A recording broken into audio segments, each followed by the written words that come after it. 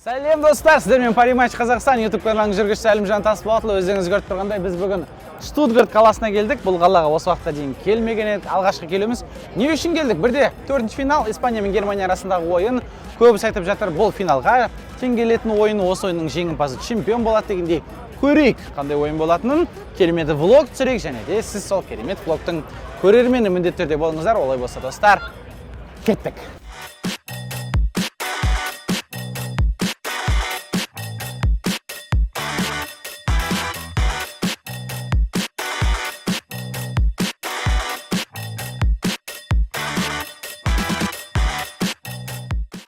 Достар, менің жанында испандық бауырымыз Адриан деген жігіттер. Осы Адрианнан бүгінгі ойын туралы.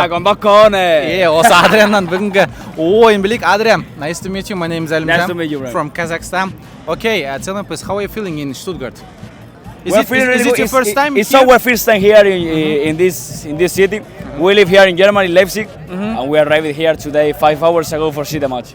Okay, what are we you hope feeling? How are you Very feeling? good, very good. You know that, like the environment, the sunshine like in atmosphere. Spain, yeah? Yeah, it's good. Okay. No raining. Okay, what do you think about the match? I hope What Spain do you- win today. 2 or 3-0. 2 I hope an easy victory for Spain today. Okay. It's hard, we know, but we believe always. We believe always in Spain, in our team. Okay, tell me please, do you have the Spanish national team will be the champion today in Euro? If you beat it today Germany, you will be playing against the Portugal or France. I hope bet today Germany, and we are waiting for Cristiano Ronaldo. Oh. For Cristiano Ronaldo in semi-final. I love Ronaldo, Okay. but I love more Spain. I love more Spain. Okay. Tell me please, the 2-0 or 3-0? 2-0, 3-0? 3-0, 3-0. Who will 3-0 for score? Spain. Who will score? Lamine Yamal will score. Laporte will score. Laporte? And Morata. Morata? And Morata will score the finish goal for today. Okay. And the ending all the chances to Germany. Okay? Who your best player? Our best player, Yeah, in this national team. I think right now, Carvajal.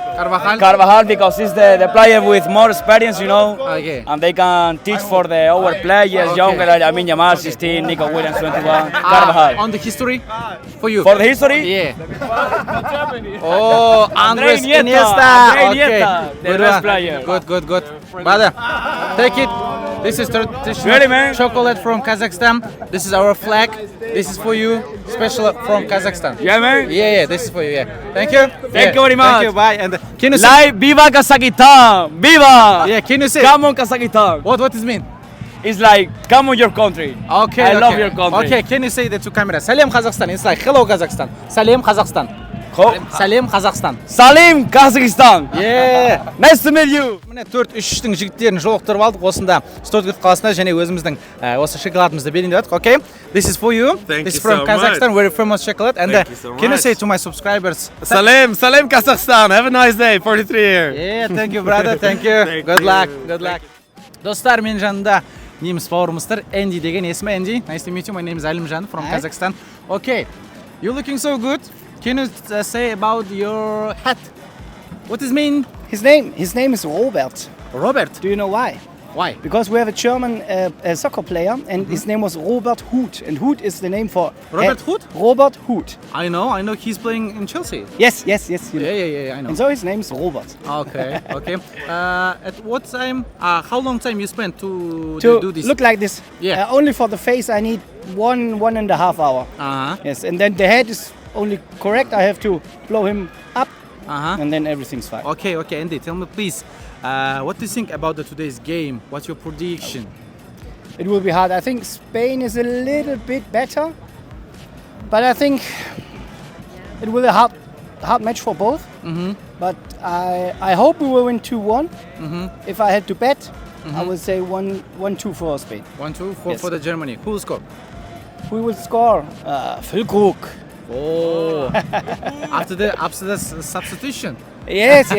But you think that he will play at the starting 11? I don't know. Tobi, spiel der Füllkrug von Anfang an. Nee? No, I don't think so. He's my expert. Okay. Yeah. For such questions. He is changing the Kai Havertz after he will score. Yeah. Yes. I think they feel good now. Is the very good joker. Yes. For the German Yes, national team. yes. Yeah. Okay. What do you think about the chances to will be the champion? I think the one who win this match today will be the European champion. Yes. Okay. Nice. Bereso. Okay. Sorry. Just 1 second. Okay, Andy. This is our very famous chocolate from Kazakhstan. Okay. This is Kazakhstan flag. Okay. Our flag. Yes. And this is for you. Oh, thank you This very is much. my little bit gift for you. Ah, thank you and very much. Can you say to camera, Salem Kazakhstan? It's like hello Kazakhstan. Okay. Salem Kazakhstan. Zalem Kazakhstan. Yeah, Andy. Thank you. Good luck, brother. Thank you, Good luck. you're welcome. Yeah, good luck.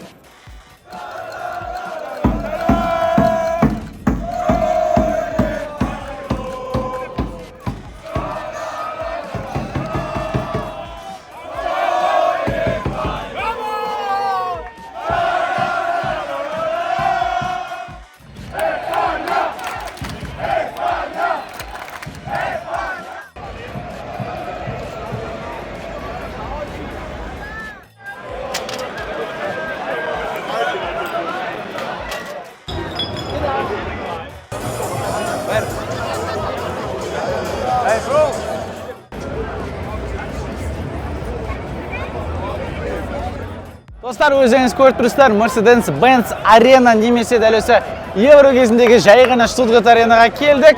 Керемет стадион, қойнына 60 мың адам сыйдыратын және де дәл осы стадионда Штутгарт футбол клубы ойнайды. Бүгін енді Испания мен Германия ойынын тамашалайтын боламыз. Достар, бүкіл атмосфераны бізбен бірге сезіңіздер. Және біздің Parimatch Қазақстан компаниясы ұсынған керемет мүмкіндікті ұмытпауларыңызды сұраймыз. Дәл осы Европа чемпионат кезінде 2 бөлмелі пәтерді Алматыдан жеңіп алуға болады. Қалай жеңу екен шарттарының барлығын төменде Telegram арнамыздың сілтемесі көрсетілген. Соған өтіңіздер, шарттарды орындаңыздар және де біздің қосымшаны жүктеп 2 бөлмелі пәтердің иесі бола аласыздар. Сәттілік достар. Штутгарт аренаға кірдім, немесе Mercedes-Benz аренаға және де әдеттегідей бұл біздің жаңа аренамыз болғаннан кейін осы стадионның көрінісін сіздерге көрсетейік.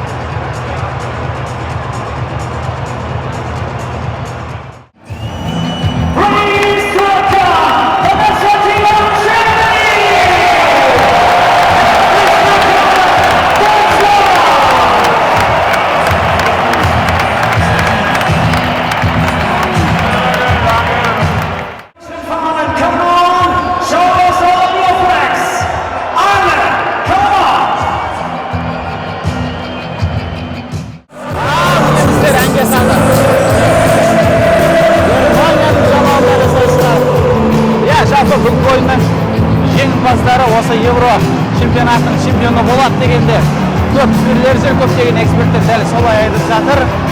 Көрейік, екі құрамда өте мықты. Негізі біз осы блоктың басында айтқандай финалда екі құрам кездесу керек еді, бірақ енді А тобы мен Б тобының бірінші орнаған құрамдары дәл осы ширек финалда кездескен екен. Көрейік, қандай қызық болады.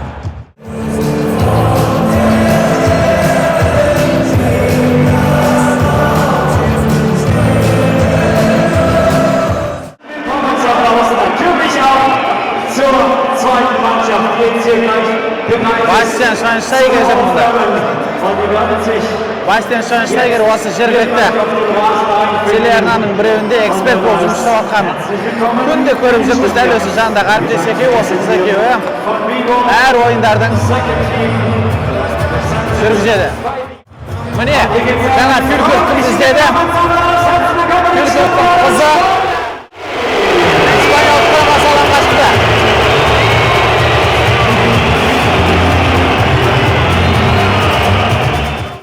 Достар, жаңа Фюлькерк біреуді іздеп жатыр еді ғой, міне. Өзінің қызы 9 нөмірдегі арқасына папа деп жазып қойған. Дәл Фюлькерктің отбасы. Көріп тұрсаңыздар.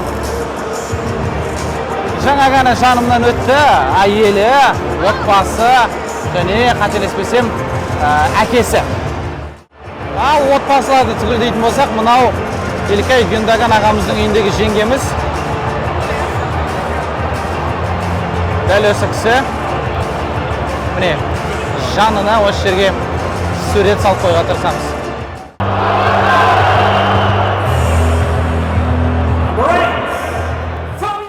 тағы бір отбасы тауып алды. Мен бұл жерде Әлімжан не болды? Барлығын отбасын түгелдеп кетті ма немесе ойдан шығарып жатыр ма деп ойласаңыздар, мен сіздерге түсіндіре кетейін.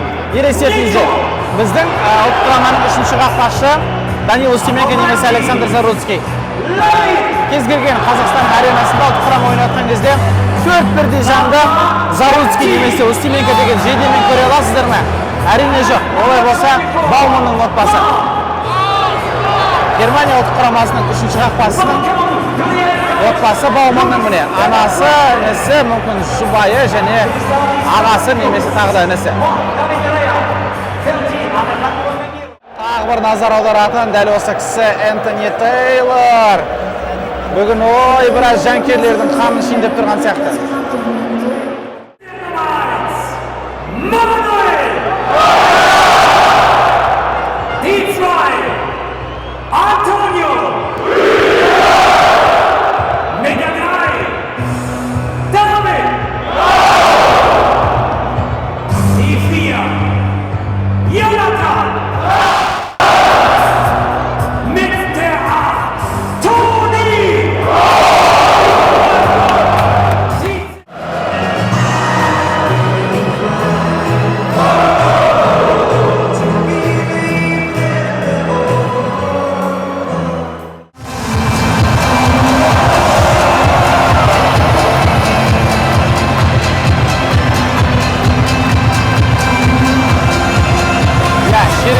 Дәл өзі таныстырды, сәл өзгешелік қосты осындай отшашуларды қосқаны.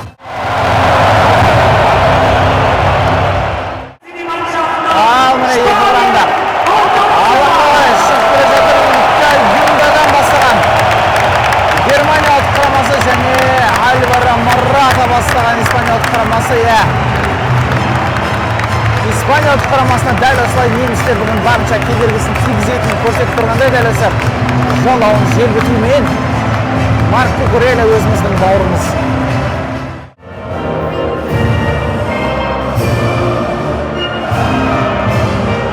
Испания ұлттық құрамасының әнұраны, көптеген осы әнұран туралы ақпарат болып жатыр. Әнұран барысында менің сөйлеп жатқаныма еш айып етпеңіздер. Бұл әнұранның сөз жоқ. Тек қана ла-ла-ла-ла-ла-ла-ла-ла деп испанецтен өздері айтады. Және де көп жанкерлер әлем бойынша дәл осы сөз жоқ болғаны наразылық білдіріп жатыр екен. Бары осы. Қазір мына стадион жарылады. Себебі Германия ұлттық құрамасының әнұраны.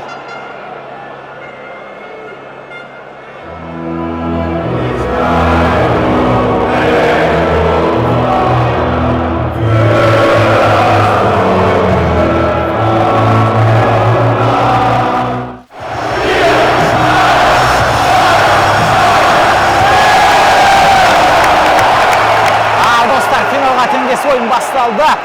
Және бірден немістер шабуылға қарай шықты. Лерой Сане, Марк Кукурелла өз орнында.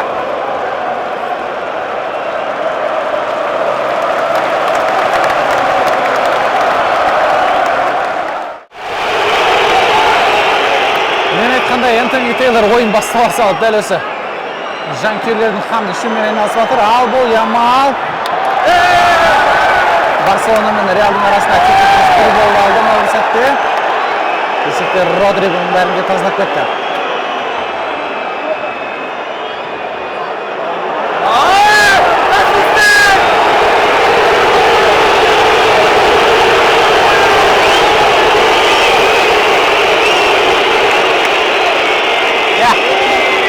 Бұл ойында әрбір сәт Испания жерге жатқан кезде, алаңға жатқан кезде осылай бұл ойын деп тұр. Және бұл жерде Педри жарақат алғандай көрінеді, себебі дәл қосалқы құрамда ойыншылар міне Ольмоның киімін ауыстырып жатқанын көріп отырмыз. Ал Педри болатын болса, алаңға осымен екінші рет жатып қалып жатыр. Педри жарақат алып қалды, оның орнына Ольмо шықты.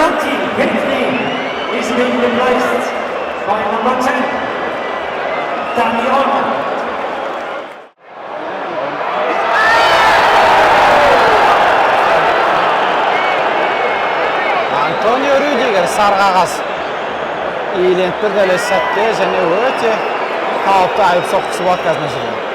Topqa әрине Ямал мен Ника Уильямс келеді. Бірақ соққыны Ямал береді.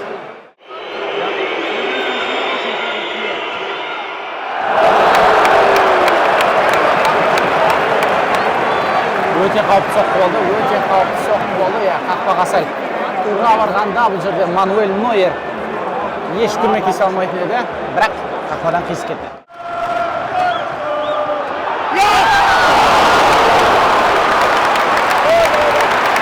Кай Хаверстің осында алғаш соққысы, немістердің барлығы өздеріңіз көріп тұрғандай, менің артымда қаншамас қол шапалақтап тұрғанын.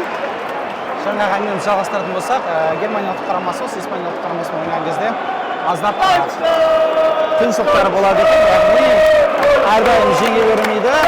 Көп ойындар тең аяқталады, немесе ұтылып жатқан сәттерде болады. Бүгін ойын қалай болады екен жалпы? Өте қызық болып тұр.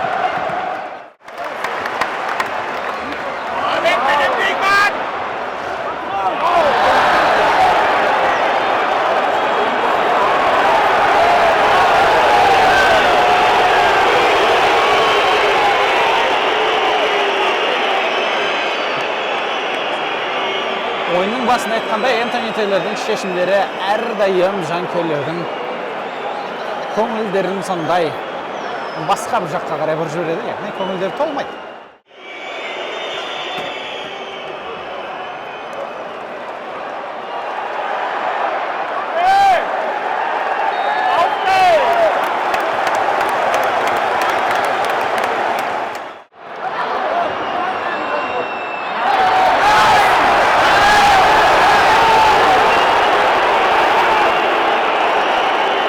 Бұл жерде жергілікті жанкүйерлермен мен де келісе аламын.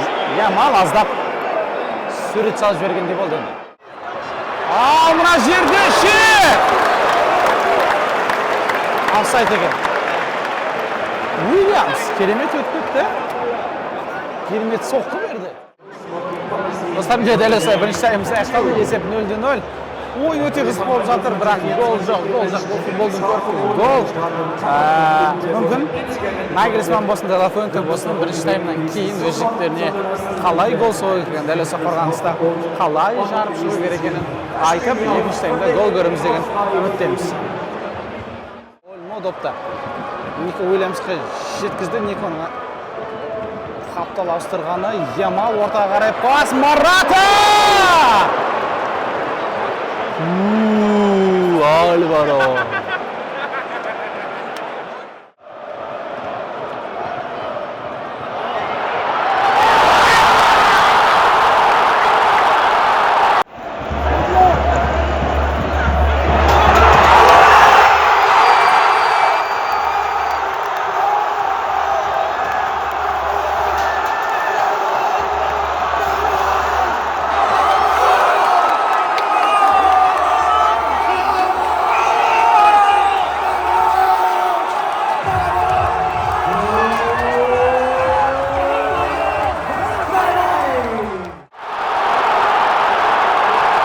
Ya dostlar, есеп 1-0, мен айтқандай Испанияда бұл Еврода жайдан-жай жүрген жоқ.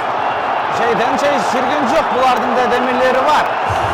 Ольмо есепті 1-0 бастады.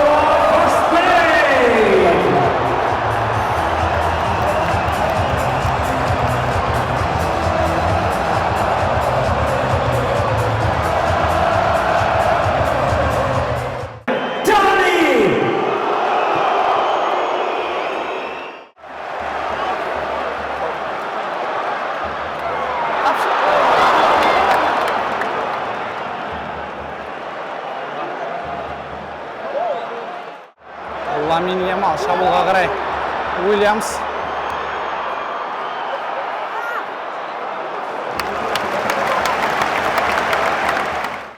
Иә, достар, мен жанымдағы немістер қазір мен ойынша жақтырып тұрған жоқ. Мұнда бір камерасы шығарып қаншау. Испанецтердің голына қуаныпты. Десек те бұл жұмыс, достар. Германияны ұтылып жатқанда менің ешқандай кінәм жоқ. Мен өз жұмысымды жасап жатырмын.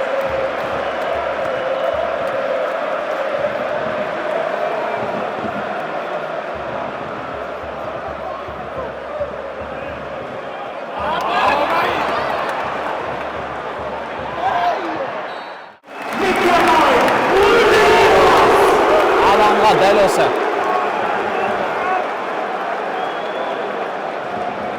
Керемет шабуылшы шықты. Алаңға шыққан сәтінің барлығында гол соғатын дәл осы. Германия ұлттық құрамасын плей-оффқа емес, бірінші орынмен шығарған дәл осы Никлас Фюлькут болатыны білесіздер.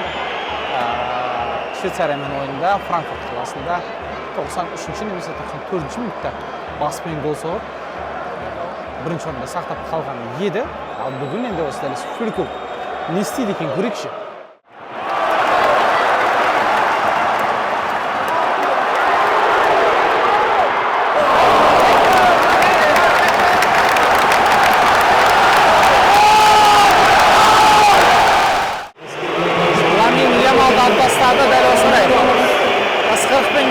Оның орнына Ферран Торрес алаңға қарай келе жатыр. Ал мұнда Тони Кростың жанкүйерлері Тони деп айқайлап жатқанда көріп отырмыз.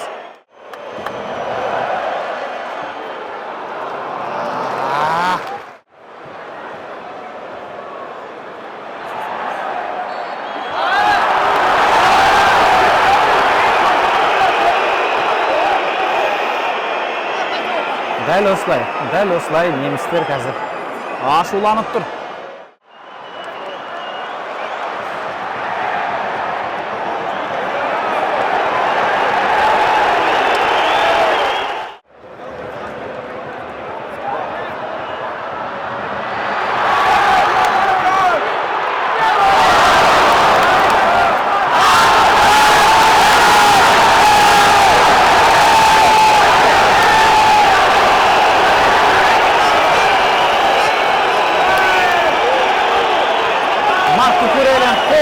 Барлығы бұл жерде жатыр. Энтони Тейлор не дейді екен көрейік. Энтони үнсіз.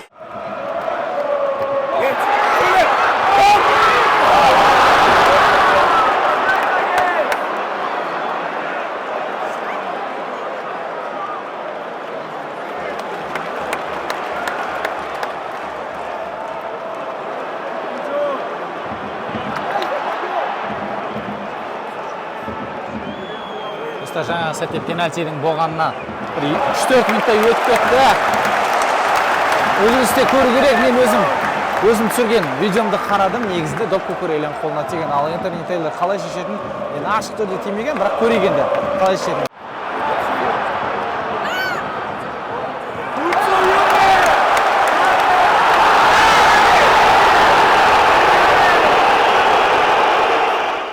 Энтони Тейлордың бүгінгі құрбандары ол әрине Германия ұлттық құрамасы сияқты. Энтонидің ысқырлығы.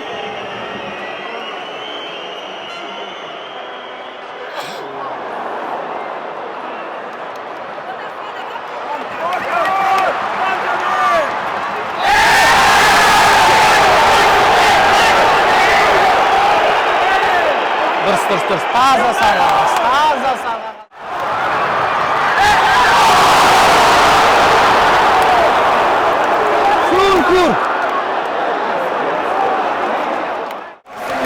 Алында Томас Мюллер шығып жатыр.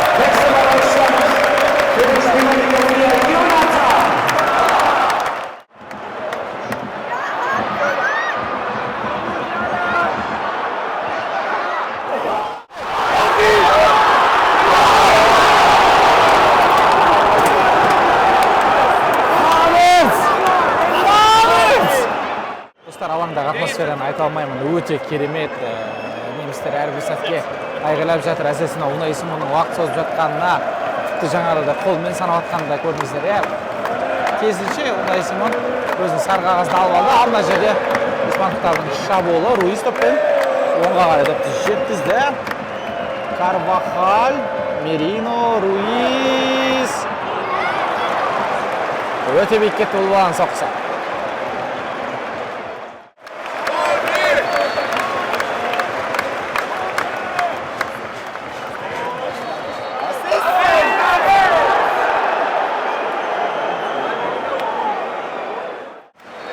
Дубль екі кино тілімен айтсақ.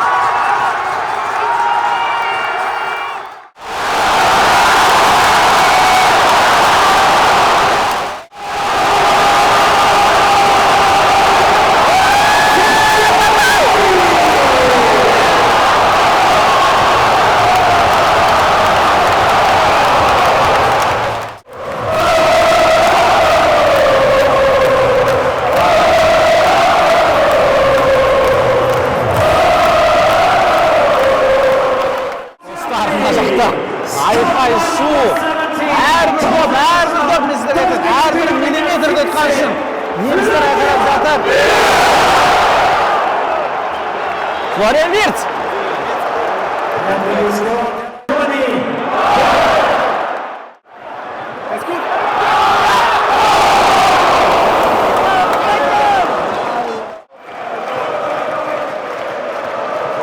Dostlar, alғашқы экстра тайм басталды және бірден жоқ, Испанияның шабуылымен басталған жоқ. Экстра тайм көреміз. Осы Европа чемпионатындағы біздің алғашқы экстра таймымыз. Бұл ойында енді басын айтқым едім, екеуі де біраз Германия, Испания біраз жеңе алмай жүрген. Германия қанша жерде фаворит болғанымен Испания бұны оңай шағатын жаңғат болмайды деп көрейік енді. Бұл жақта енді басы пенальти болмай ойыннан шешсе, ал пенальти білеміз ол лотерея екен,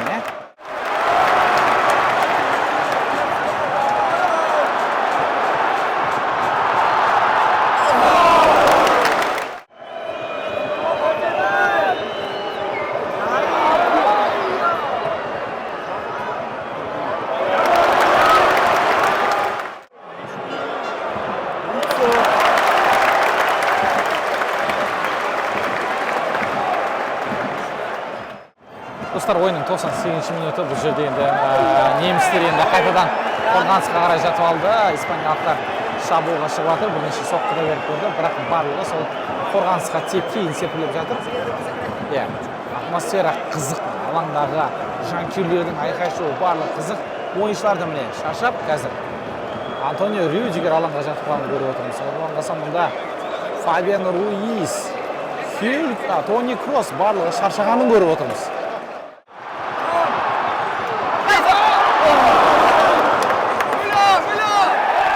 Руис ойынды жалғастыраматындай көрінеді, жаңа алаңға отырған жайдан жай емес сияқты. Және оның орнына кім шығады? Оның орнына Хосе Алу шығады.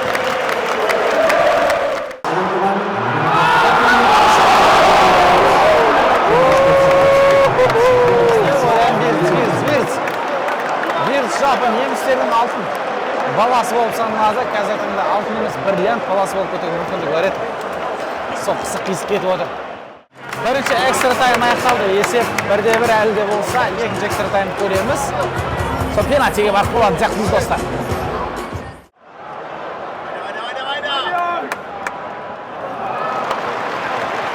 Достар, осымен екінші таймымыз басталды. Екінші экстра таймымыз дәл осылай бірден немістердің шабуылымен басталды. Алда 15 минут немесе пенальти сериясы.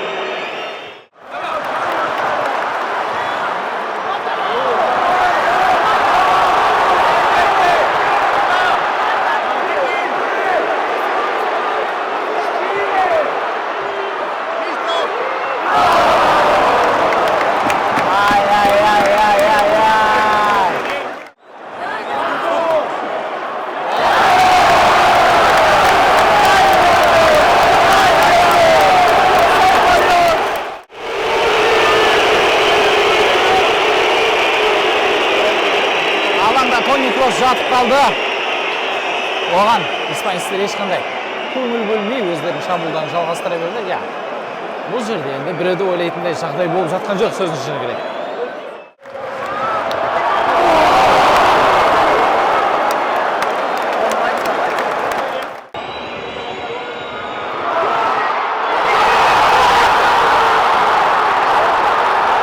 Gol dostlar. Gol. 2-1.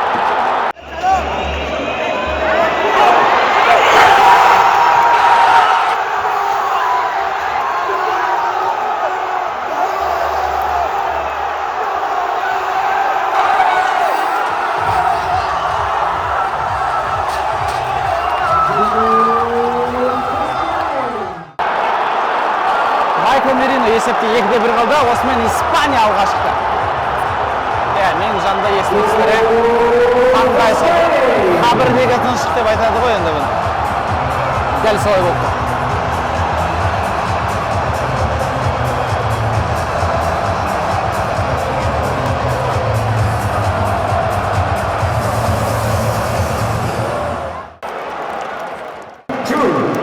Germany 1.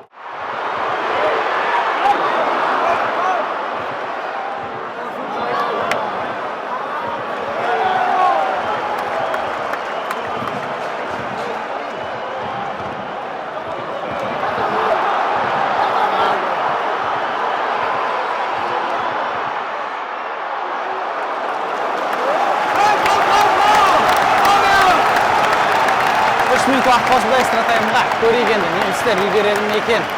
Испанияның қосалқы құрамы орнынан тұрып кеткен. Міне қараңыздаршы. Орындарынан атып тұруға дайын барлығы. Әрбір сәтке оларда уайымдап тұрғанын көрдік, ешқандай қол болған жоқ бұл жерде. Ольмо жалғыз өзі қалды, ақсаңдап келе жатқанда көріп отырмыз Ольмоны. Міне нағыз жанкештілік.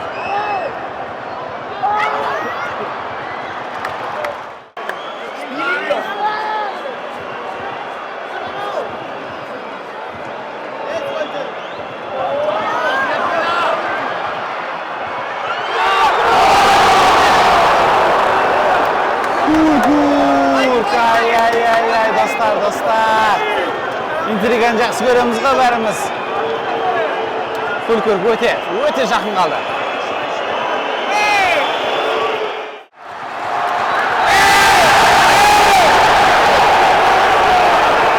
Қарбақарға қызыл қағаз ғой мынау.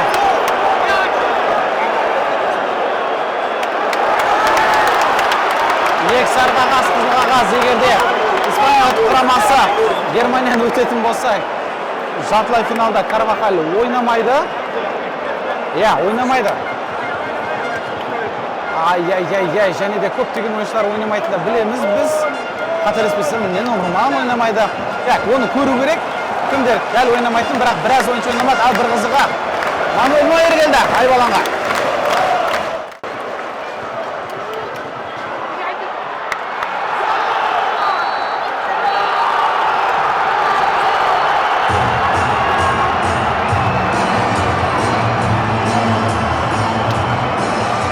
Ladies and gentlemen, the final score is Spain 2, Germany 1. Thank you to both teams. München.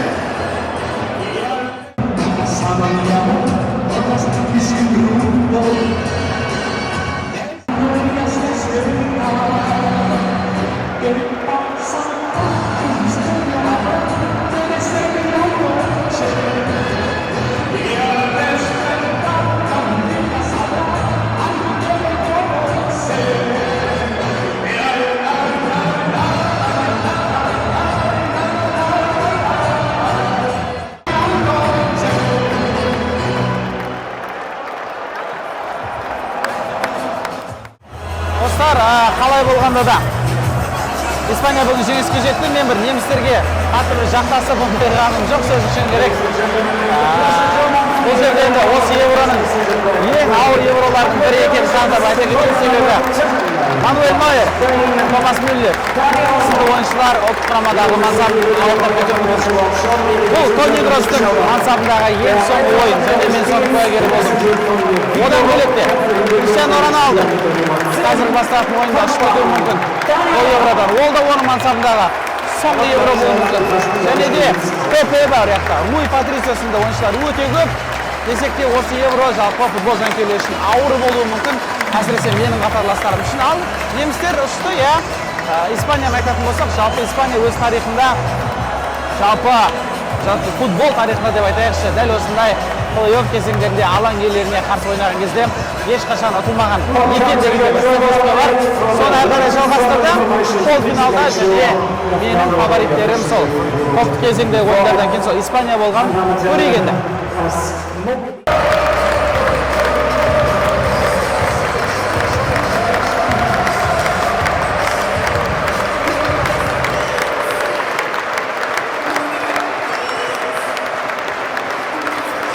Дәл өзі Томас Мюллер үшін, Нойер үшін сол ойын болып қалып.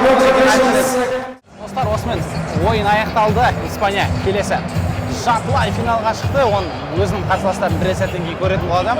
Португалия мен Франция арасындағы ойына шешілетін болады.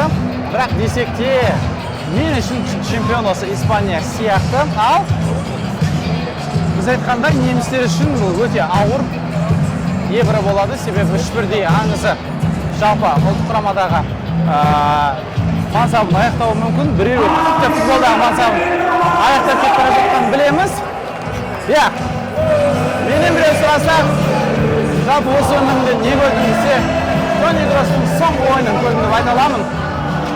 Және де ол ойын Тонидің қалағандай болған жоқ екені хақ. Осымен Паримаш Қазақстан YouTube каналының жүргізушісі Әлімжан Тасболатұлы сіздермен бірге болған. Керемет ойын болды, керемет атмосфера болды. Барынша ләззат алған шығарсыздар деп ойлаймын. Енді біздің блогтарымызды көріңіздер. Рахмет көп.